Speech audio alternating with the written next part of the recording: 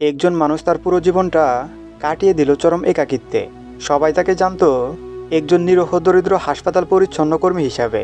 কিন্তু 1973 সালে তার মৃত্যুর পর যখন তার বাড়িওয়ালা তার ঘরটি পরিষ্কার করতে ঢোকেন, তখন তিনি এমন এক জগতের সন্ধান পান যা ছিল বাইরের পৃথিবীর কল্পনারও অতীত। সেই ছোট্ট নোংরা ঘরের ভেতরে লুকিয়েছিল 15,000 পৃষ্ঠার এক মহাকাব্য, শত শত বিশাল হাতে আঁকা ছবি, আর সেই ছবিগুলোতে ছিল ছোট ছোট নগ্ন মেয়েদের এক অবিশ্বাস্য এবং ভয়ঙ্কর কাহিনী। কে ছিল এই মানুষটি, আর কেন সে সবার অগোচরে এমন এক জগৎ তৈরি করেছিল? এই অবিশ্বাস্য কাহিনীর কেন্দ্রে রয়েছেন হেনরি ডারজার নামের এক ব্যক্তি, যিনি তার জীবনের 81 বছর কাটিয়েছেন শিকাগোর এক ছোট্ট অ্যাপার্টমেন্টে। তিনি ছিলেন একজন অত্যন্ত অন্তর্মুখী এবং নিঃসঙ্গ মানুষ। তার কোনো বন্ধু বা পরিবার ছিল না। প্রতিবেশীরা তাকে চিনত একজন অদ্ভুত একা মানুষ হিসাবে, যে আবর্জনা থেকে পুরনো খবরের কাগজ আর ছবি সংগ্রহ করত। 1973 সালে তার মৃত্যুর পর তার বাড়িওয়ালা নাথান লার্নার তার ঘরটি খালি করতে যান। ঘরটি ছিল পুরনো জিনিসপত্র, ম্যাগাজিন, কমিক বই এবং আবর্জনার এক স্তূপ। কিন্তু সেই আবর্জনার নিচে লার্নার আবিষ্কার করেন এক অবিশ্বাস্য সম্পদ। তিনি খুঁজে পান হাতে লেখা 15,139 পৃষ্ঠার এক উপন্যাস। এর থেকে তিনি খুঁজে পান শত শত বিশাল 2 পার্শ্বযুক্ত জল রঙের পেইন্টিং, যার কিছু কিছু ছিল প্রায় 12 ফুট লম্বা। এই সব কিছুই হেনরি ডারজার তার জীবনের প্রায় 60 বছর ধরে সম্পূর্ণ গোপনে তৈরি করেছিলেন। কেউ, এমনকি তার সবচেয়ে কাছের প্রতিবেশীরাও, তার এই প্রতিভার কথা গুণ অক্ষরে টের পায়নি। ডারজারের এই গোপন জগতের উৎসাহ বুঝতে হলে আমাদের ফিরে তাকাতে হবে তার করুণ শৈশবের দিকে। 1892 সালে জন্ম নেওয়া ডারজারের জীবন ছিল দুঃখে ভরা। মাত্র 4 বছর বয়সে তিনি তার মাকে হারান। তার বাবা তাকে একটি ক্যাথলিক অনাথ আশ্রমে পাঠিয়ে দেন। ছোটবেলা থেকেই ডারজার ছিলেন কিছুটা অন্যরকম। তিনি অদ্ভুত সব শব্দ করতেন, যার কারণে তাকে ক্রেজি বা পাগল বলে উপহাস করা হতো। 12 বছর বয়সে তাকে মানসিকভাবে প্রতিবন্ধী শিশুদের জন্য তৈরি একটি অ্যাসাইলামে পাঠিয়ে দেওয়া হয়। সেই জায়গাটি ছিল এক নরকের সমান, যেখানে শিশুদের উপর শারীরিক নির্যাতন এবং কঠোর পরিশ্রম করানো হতো। কয়েকবার পালানোর চেষ্টার পর 16 বছর বয়সে তিনি সেখান থেকে পালাতে সক্ষম হন এবং শিকাগোতে এসে একটি হাসপাতালে পরিচ্ছন্ন কর্মীর কাজ নেন। সেই একটি কাজই তিনি পরবর্তী 50 বছর ধরে করে গেছেন। তার জীবন ছিল একঘেয়ে ও নিঃসঙ্গ। কাজ থেকে ফিরে তিনি তার ছোট্ট ঘরে ঢুকে যেতেন এবং তারপর তার সেই গোপন জগতে ডুব দিতেন, যা ছিল তার বাস্তব জীবনের চেয়েও অনেক বেশি জীবন্ত। ডারজারের শিল্পকর্ম এবং লেখা ছিল তার জীবনের প্রতিচ্ছবি।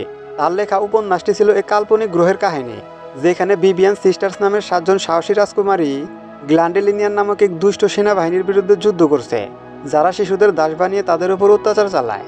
এই কাহিনীর সাথেই তিনি এঁকেছিলেন তার অবিশ্বাস্য পেইন্টিংগুলো। তার ছবি আঁকার পদ্ধতি ছিল অনন্য। তিনি ম্যাগাজিন, খবরের কাগজ এবং শিশুদের রঙিন বই থেকে ছবি টেস্ট করে বা কেটে নিয়ে নিজের ছবিতে ব্যবহার করতেন। তার ছবিতে দেখা যায় সুন্দর শান্ত প্রাকৃতিক দৃশ্য, কিন্তু সেই সৌন্দর্যের আড়ালে লুকিয়ে আছে এক ভয়ঙ্কর জগৎ। তার ছবির মূল চরিত্র হলো ছোট ছোট মেয়েরা, আর এখানেই তার শিল্পকর্ম এক অস্বস্তিকর এবং বিতর্কিত মোড় নেয়।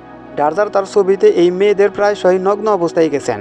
তাদের ওপর অত্যাচার, যুদ্ধ এবং হত্যাকাণ্ডকে তিনি অত্যন্ত স্পষ্টভাবে ফুটিয়ে তুলেছেন।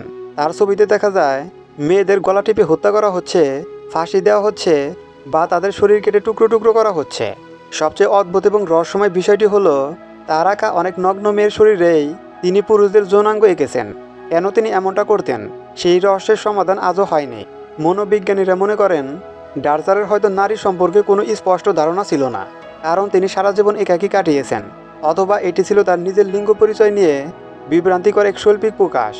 হেনরি ডারজারের এই গোপন জগৎ হয়তো কোনোদিনই আলোর মুখ দেখত না, যদি না তার বাড়িওয়ালা নাথান লার্নার নিজে একজন শিল্পী হতেন।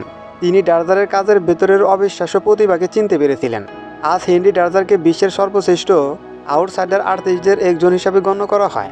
আউটসাইডার আর্ট হলো সেই শিল্প যা প্রাতিষ্ঠানিক শিক্ষা বা আর্ট জগতের নিয়মকানুনের বাইরে থেকে তৈরি হয়।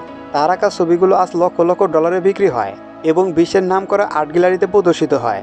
কিন্তু যে মানুষটি এই অবিশ্বাস্য জগৎ তৈরি করেছিল, সে সারা জীবন কাটিয়ে গেল চরম দারিদ্র্য এবং একাকিত্বে। হেনরি ডারজারের কাহিনী আমাদের এক ভয়ঙ্কর সত্যের মুখোমুখি করে। এটি একাধারে এক করুণ নিঃসঙ্গ জীবনের গল্প এবং অন্যদিকে এক অবিশ্বাস্য অন্ধকার প্রতিভার কাহিনী।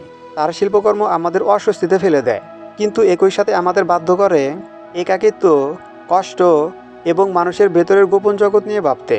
হেনরি ডারজারের এই অবিশ্বাস্য এবং ভয়ঙ্কর জগৎ নিয়ে আপনার কি মনে হয়?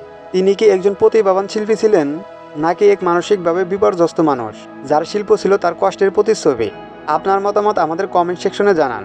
ভিডিওটি যদি আপনাকে এক নতুন এবং গভীর রহস্যের সাথে পরিচয় করিয়ে দিয়ে থাকে, তাহলে লাইক করুন। আর এমন সব অদ্ভুত আর বাস্তব ঘটনার গভীরে যেতে আমাদের চ্যানেলটি এখনই সাবস্ক্রাইব করুন। দেখা হবে আবার অন্য কোনো ভিডিওতে। এ পর্যন্ত ভালো থাকবেন, সুস্থ থাকবেন। আল্লাহ হাফেজ।